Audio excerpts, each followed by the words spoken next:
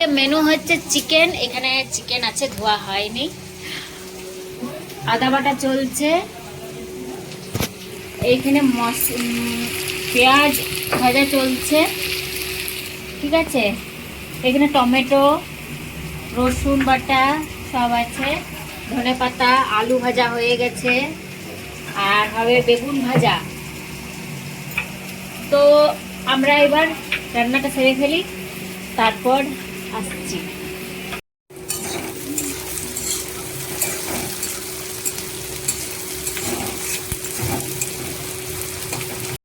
আর এই যে দিয়ে দিলাম দুটো তেজপাতা, কাঁচা তেজপাতা, যেহেতু আমাদের গাছ আছে ওটার জন্য আমরা কাঁচা তেজপাতাই ব্যবহার করি।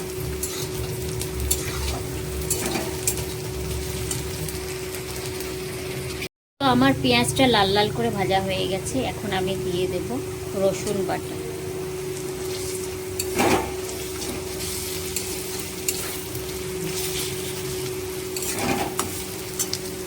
আমি দিয়ে দেব আদা বাটা।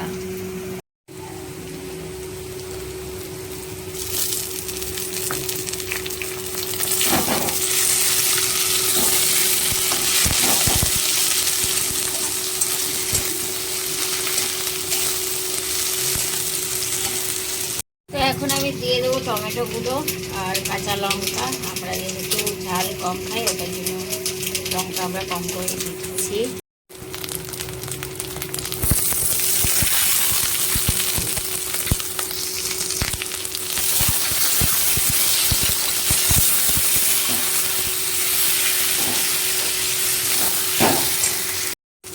এখন আমি দিচ্ছি হলুদ বাটা। হলুদ বাটা নয়, হলুদ গুঁড়ো।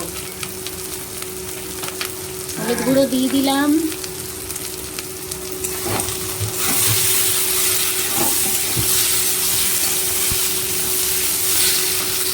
তো আমি একটু জল দিয়ে সামান্য কষিয়ে নেব।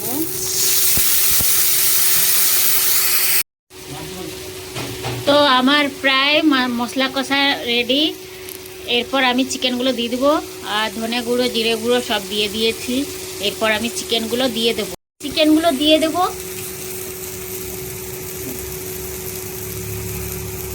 দেখাতে পারবো।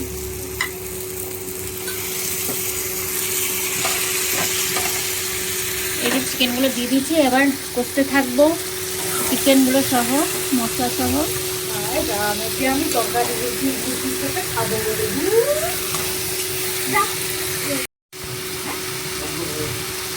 এখন আমি দিয়ে দিচ্ছি লবণ, পরিমাণ মতো লবণ দিয়ে দিলাম। মশলাগুলো, চিকেনগুলো কষা চলছে মশলার সাথে।